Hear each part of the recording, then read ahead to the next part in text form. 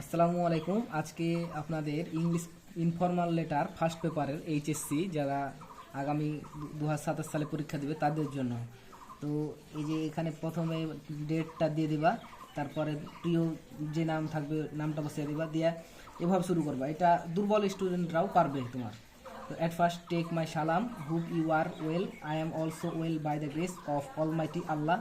Yesterday you did not attend an English learning course. It is an English international language. People having a good command over English are also highly valued in the job market.